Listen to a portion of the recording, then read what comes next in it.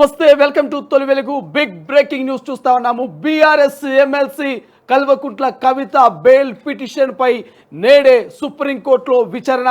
ఇక బీఆర్ఎస్ వర్గాల్లో ఇప్పటికే సంబరాలు మొదలైనవి, మరోవైపు కలవరింపులు కూడా మొదలైనాయి.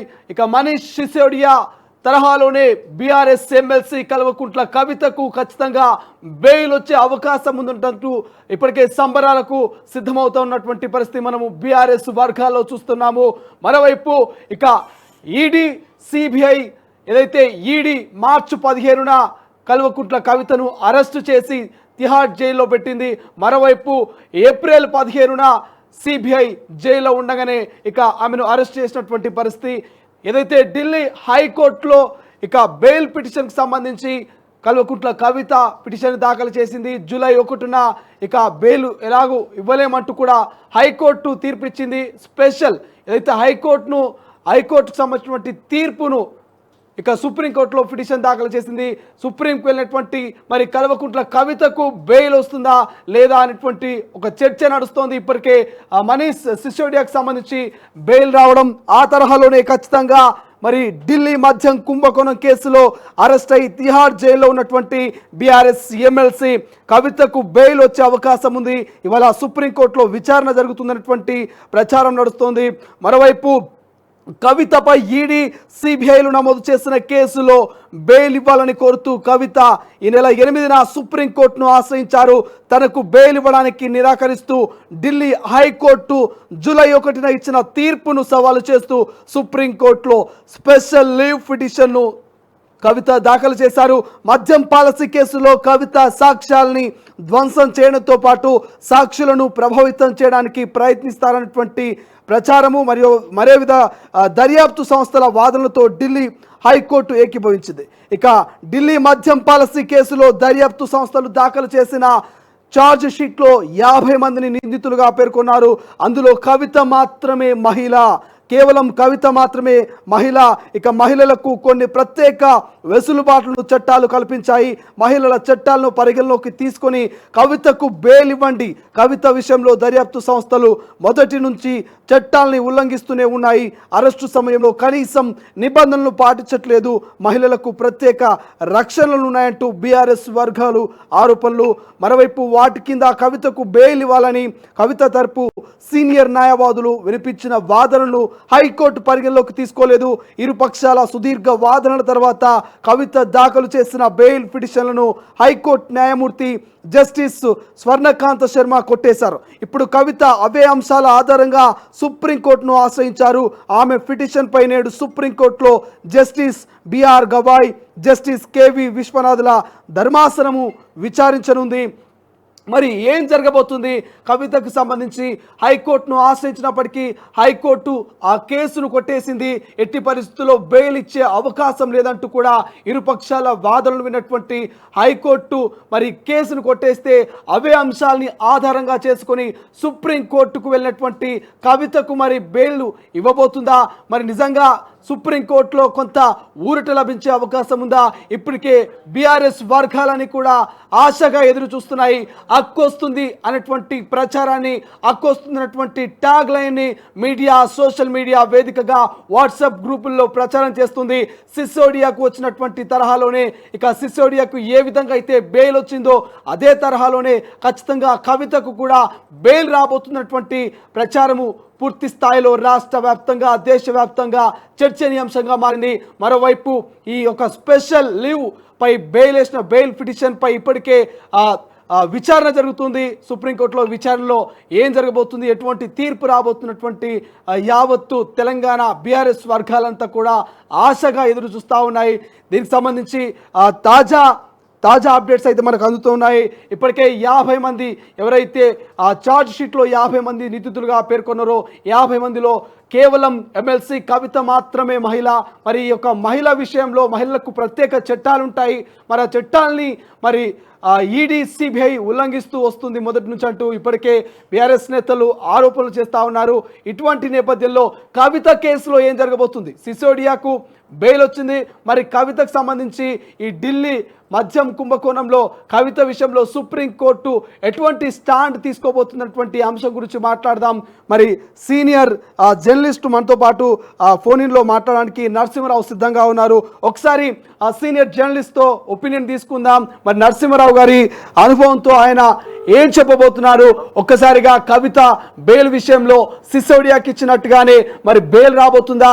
మరి సుప్రీంకోర్టు ఎటువంటి తీర్పు ఇవ్వబోతున్నది? ఇవాళటి విచారణలో అసలు ఏం జరగబోతుంది? బీఆర్ఎస్ వర్గాల ఆశలన్నీ కూడా నీరు కారే అవకాశం ఉందా? వాళ్ళు సంబరాలకు సిద్ధమవుతున్నటువంటి పరిస్థితి. ఒకసారి సీనియర్ జర్నలిస్ట్ నరసింహరావు గారితో మాట్లాడే ప్రయత్నం చేద్దాం. సార్ నమస్తే, గుడ్ మార్నింగ్. గుడ్ మార్నింగ్ అండి. కవిత బెయిల్ విషయంలో ఇప్పటికే మీడియా, సోషల్ మీడియా వేదికగా అక్కొస్తుంది అన్నటువంటి ప్రచారం బీఆర్ఎస్ వర్గాల్లో ప్రధానంగా కనిపిస్తుంది. సిసోడియా తరహాలోనే కవితకు కూడా బెయిల్ వస్తున్నటువంటి ప్రచారాన్ని మనం ఎలా చూడొచ్చు?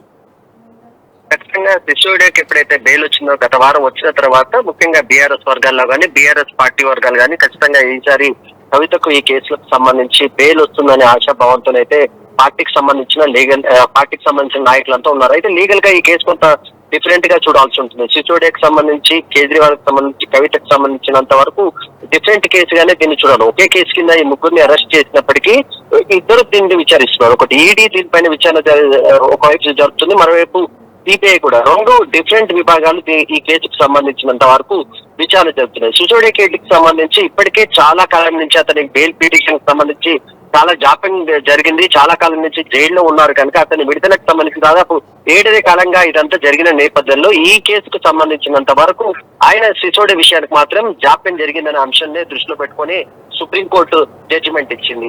కేజ్రీవాల్ కూడా ఇవాళ మనం అనుకోకుండానే ఇవాళ కూడా కాసేపటి క్రితం కేజ్రీవాల్ కి సంబంధించి సింఘ్వి ఈ కేసుకు సంబంధించి కేజ్రీవాల్ తరఫున ఇప్పుడే కాసేపటి క్రితమే సుప్రీంకోర్టులో ఒక పిటిషన్ ఇచ్చారు. తనకు కూడా బెయిల్ ఇవ్వాలని చెప్పారు. సుప్రీంకోర్టు ప్రధాన న్యాయమూర్తి దీనికి సంబంధించి ఈ డీటెయిల్స్ నాకు మెయిల్ చేయండి, వెంటనే నేను దీన్ని విచారించలేమని ఆయన కాసేపటి క్రితం చెప్పారు. సో కేజ్రీవాల్ బెయిల్ పిటిషన్ కూడా ఈరోజు సుప్రీంకోర్టు ముందుకు వచ్చింది. అయితే వెంటనే సీజే దీనిపైన విచారణ జరపకుండా నాకు పూర్తి డీటెయిల్స్ ఇవ్వాలని చెప్పేసి అడ్వకేట్లకు సూచించిన పరిస్థితి కనిపిస్తుంది. సో కవిత కేసు విషయానికి వస్తే మాత్రం రాజకీయంగా తెలంగాణ రాజకీయాలకు సంబంధించినంత వరకు పార్టీ నాయకులు గానీ, ముఖ్యంగా బీఆర్ఎస్ నేతలు గానీ ఇదే కంపారిజన్ చేస్తున్నారు. మీరు అన్నది 100% కరెక్ట్. చాలా మంది నేతలతో ఎవరితో మాట్లాడుతూ వాళ్ళు ఏమంటున్నారంటే సిసోడియాకి ఇచ్చినప్పుడు కవితకి ఎందుకు ఇవ్వరు, ఖచ్చితంగా ఇచ్చే అవకాశమే ఉంటుందని చెప్తున్నారు. అయితే లీగల్ గా ఒకసారి ఆలోచిస్తే మనం చాలా మంది సీనియర్ అడ్వకేట్లతో మాట్లాడితే అలా కంపారిజన్ ప్రతి కేసులో చేయడానికి అవకాశం ఉండదు. వీళ్ళకి ఇచ్చారు కనుక ఈ కేసులో ఖచ్చితంగా ఇది ఇంకొకరికి కూడా బెయిల్ వచ్చే అవకాశం ఉందనే కంపారిజన్ ఉండదు. ఎందుకంటే లీగల్ గా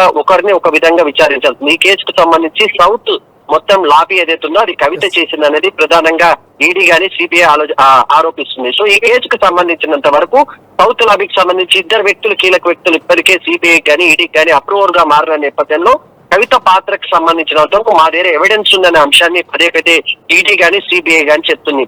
కానీ విచారణ ముందుకు జరగట్లేదు, లేడీగా ఉంది. చాలా కాలం నుంచి కోర్టు పెండింగ్ లో పెడుతున్నారు, విచారణ పెడితే డిలే చేస్తున్నారు అనే కేవలం ఆ ఒక్క అంశం మాత్రమే కవితకు ప్లస్ పాయింట్ అయ్యే అవకాశం ఉంది. సిసోడియాకి ఇచ్చిన కండిషన్స్ లోనే, ఎందుకంటే సిసోడియాకు బెయిల్ ఇచ్చే టైంలో సుప్రీంకోర్టు ఒక కామెంట్ చేసింది, ఎంతకాలం విచారిస్తారు, ఇంకా ఎప్పుడు పూర్తి చేస్తారు, వీటికి సరైన ఆధారాలు చూపించట్లేదు, కేవలం డిలే ప్రాసెస్ మాత్రమే మీరు చేస్తున్నారని సుప్రీంకోర్టు కామెంట్ చేసిన నేపథ్యంలో సేమ్ అంశాన్ని కవిత కేసులో కూడా ప్రస్తావిస్తారనే ఆశాభావంతోనే ఆ పార్టీకి సంబంధించిన నేతలు గానీ, ముఖ్య నేతలు అందరూ ఎదురు చూస్తున్న పరిస్థితి మనకు కనిపిస్తుంది. ప్రధానంగా ఢిల్లీ హైకోర్టుకు సంబంధించి ఆమె యొక్క విచారణకు సంబంధించి ఆమె యొక్క బెయిల్ పిటిషన్ ను కొట్టివేసినటువంటి పరిస్థితి. సో అదే అంశాలని సుప్రీంకోర్టులో ఆమె ప్రస్తావనకు తీసుకురాబోతుంది. ఇదే అంశాల మీద ఇక బెయిల్ పిటిషన్ కూడా ఆమె దాఖలు చేసినటువంటి పరిస్థితి. సుప్రీంకోర్టులో అయినా ఊరట లభించే అవకాశం ఉంటుందా?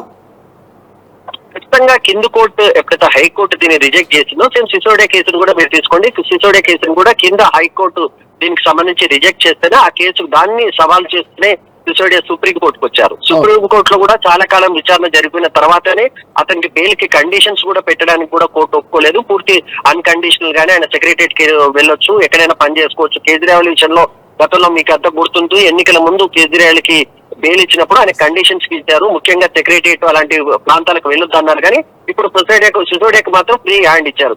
కవిత విషయానికి సంబంధించి నేను వాళ్ళ అడ్వకేట్ తో కూడా ఉదయం మాట్లాడినప్పుడు వాళ్ళు చెప్తున్న గ్రౌండ్స్ కూడా ఇదే చూస్తుంది. నేడి ఆమె హెల్త్ కి సంబంధించి కూడా ఇప్పటికే ఒకసారి హాస్పిటల్ తీసుకెళ్లి 2 రోజులు ట్రీట్మెంట్ ఇవ్వాల్సి వచ్చింది.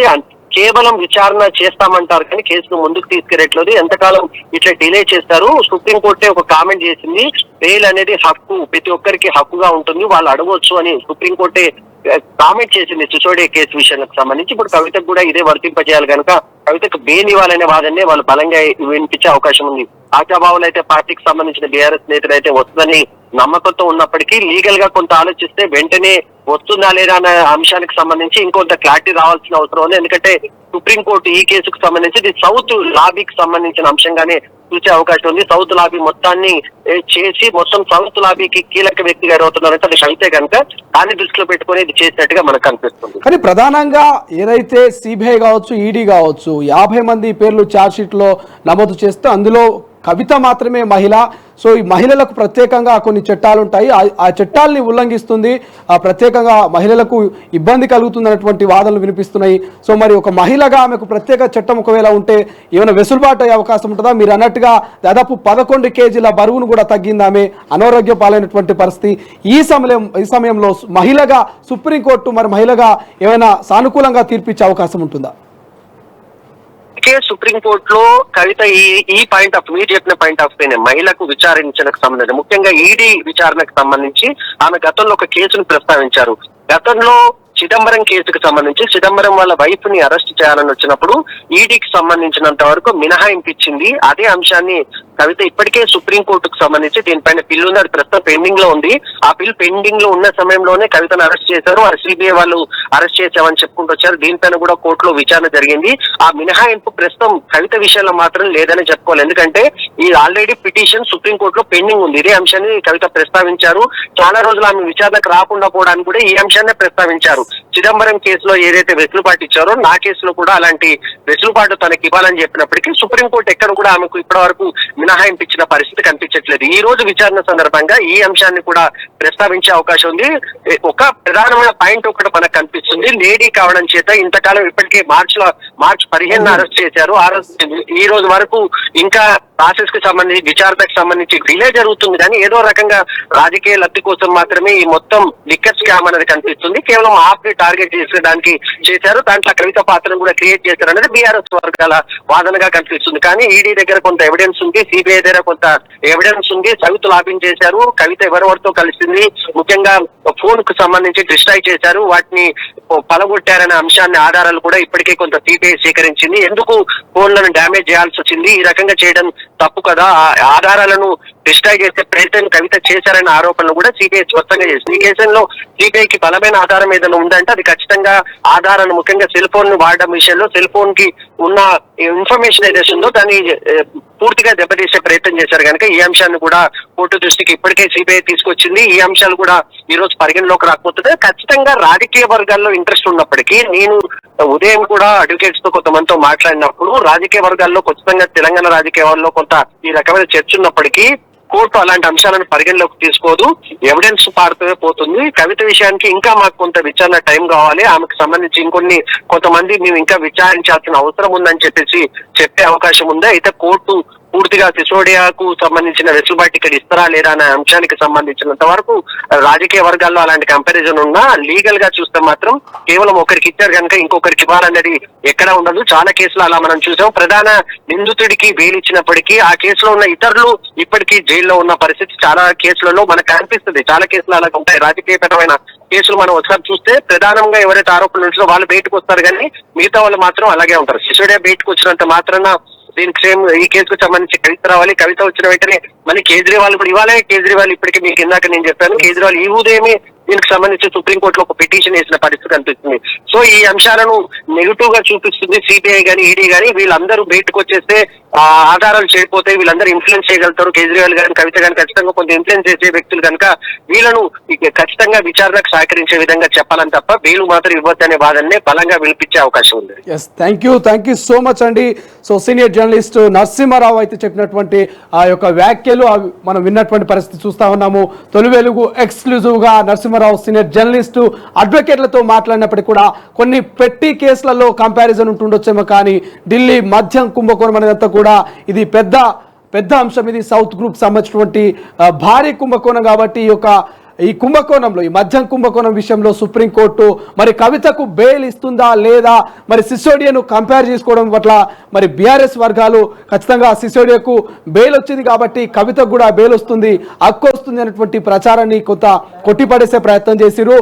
కంపారిజన్ అనేది ఇక రాజకీయాల్లో ఉండొచ్చు, కానీ సుప్రీంకోర్టు కావచ్చు, కోర్టులో ఉన్నటువంటి ఇప్పుడు జైల్లో ఉన్నటువంటి కవిత విషయంలో, సిసోడియా విషయంలో, కేజ్రీవాల్ విషయంలో ఈ కంపారిజన్ అనేది పనిచేయదు.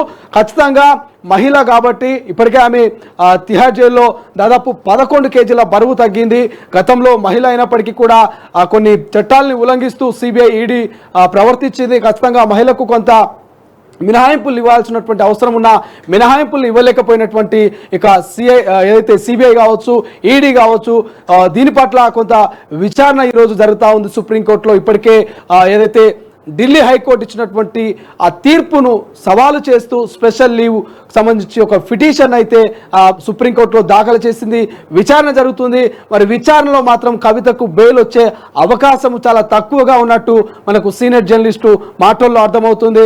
ఇప్పటికే అందరికీ తెలుసు, ఢిల్లీ మద్యం కుంభకోణం విషయానికి మార్చి 15న కవితను ఈడీ సోదాలు చేసి మంజారా హిల్స్ నివాసంలో ఇక కవితను అయితే అరెస్ట్ చేసినటువంటి పరిస్థితి. తర్వాత తిహార్ జైల్లో ఉండగానే మళ్ళీ సిబిఐ కూడా ఏప్రిల్ 15న కవితను అరెస్ట్ చేసింది. ఒకవేళ కవిత కానీ, ఇక సిసోడియా కానీ, ఇటు కేజ్రీవాల్ కానీ ఎవరైనా సరే మద్యం కుంభకోణంలో ప్రధానంగా నిందితులుగా ఉన్నటువంటి వీళ్ళు బయటికి వస్తే ఖచ్చితంగా ఆధారాలన్నీ కూడా చెల్లాచెదురు చేస్తారు. వీళ్ళ ప్రభావం కొంత వాటి మీద ఉంటుంది. అదేవిధంగా ఎవరైతే సాక్షులు ఉంటారో సాక్షుల మీద కూడా వీళ్ళ ప్రభావం పడుతుంది. సాక్ష్యాలన్నీ తారుమారు చేసే అవకాశం ఉంటుందని ఇప్పటికే ఈడీ కానీ సిబిఐ కానీ కొంత ఫైట్ చేస్తుంది. ఇక హైకోర్టు కూడా ఒక పిటిషన్ను కొట్టివేసింది. ఖచ్చితంగా సుప్రీంకోర్టుకు వెళ్తాము, సుప్రీంకోర్టులో ఖచ్చితంగా మాకు ఊరట లభిస్తుంది, ఖచ్చితంగా బెయిల్ తెచ్చుకుంటామనేటువంటి బలమైనటువంటి నమ్మకంతో బీఆర్ఎస్ నేతలు, అటు ఎమ్మెల్సీ కవిత సుప్రీంకోర్టుకు వెళ్ళినటువంటి పరిస్థితి. కానీ ఇక ఈడీ మాత్రము, సిబిఐ మాత్రము ఎట్టి పరిస్థితుల్లో బెయిల్ ఇవ్వద్దు, విచారణకు సహకరించాలి, బయటికి వస్తే సాక్ష్యాలన్నీ తారుమారవుతాయి, ఖచ్చితంగా సాక్షుల మీద వీళ్ళ ప్రభావం ఉంటుందంటూ చెప్పినటువంటి పరిస్థితి. సిసోడియాకి ఇచ్చినటువంటి బెయిల్లో కూడా కొన్ని కండిషన్స్ పెడుతూ సుప్రీంకోర్టు బెయిల్ ఇచ్చింది. అందరికీ తెలిసిందే, విదేశాలకు వెళ్ళకూడదు, ఇక ప్రతి వారానికి ఒకసారి ఇక సైన్ చేయాల్సినటువంటి అవసరము సిసోడియాకుంటూ కొన్ని కండిషన్స్ను పెడుతూ అయితే బెయిల్ ఇచ్చినటువంటి సిచ్యువేషన్ మనం చూస్తున్నాం. కేజ్రీవాల్ కూడా ఎన్నికల ప్రచారంలో భాగంగా కొన్ని రోజుల పాటు బెయిల్ ఇచ్చింది. అనంతరం తాజా అప్డేట్ మనకు ఇక కేజ్రీవాల్ కూడా తనకు బెయిల్ ఇవ్వాలంటూ మరొక పిటిషన్ అయితే దాఖలు చేసినట్టు తెలుస్తుంది సుప్రీంకోర్టులో. మరి ఇద్దరి విషయంలో ఎటువంటి నిర్ణయం తీసుకోబోతుంది, మరి ప్రధాన నిందితురాలుగా ఉన్నటువంటి మరి కవిత విషయంలో ఎటువంటి నిర్ణయం తీసుకోబోతుంది అంటే, రాష్ట్ర వ్యాప్తంగా దేశవ్యాప్తంగా అయితే కవితకు ఇప్పట్లో బెయిల్ వచ్చే అవకాశం లేనటువంటి చర్చ మాత్రము ప్రధానంగా కనిపిస్తుంది. కానీ బీఆర్ఎస్ వర్గాలు మాత్రం బలంగా నమ్ముతున్నాయి, సిసోడియా తరహాలోనే కవితకు బెయిల్ రాబోతుంది, కవితక్క వచ్చిందో వచ్చినటువంటి ప్రచారము మీడియా, సోషల్ మీడియా, వాట్సాప్ గ్రూపుల్లో పెద్ద ఎత్తున బీఆర్ఎస్ శ్రేణులు, కవిత అభిమానులు అయితే ప్రచారం చేస్తూ ఉన్నారు. కాబట్టి చూద్దాం సుప్రీంకోర్టు నిర్ణయం ఏముండబోతుంది, ఇవాళ విచారణలో ఏం తేలబోతుంది, కవితకు బెయిల్ వస్తుందా, బెయిల్ రాదా, ఎప్పటి వరకు ఇంకా తిహార్ జైల్లోనే కవిత ఉండబోతుంది అనేది సుప్రీంకోర్టు నిర్ణయాన్ని బట్టి మనము చూడాల్సిన అవసరం ఉంటుంది. అసలైన తొలి వెలుగు. ఫాలో వాట్సాప్ @తొలి వెలుగు అఫీషియల్.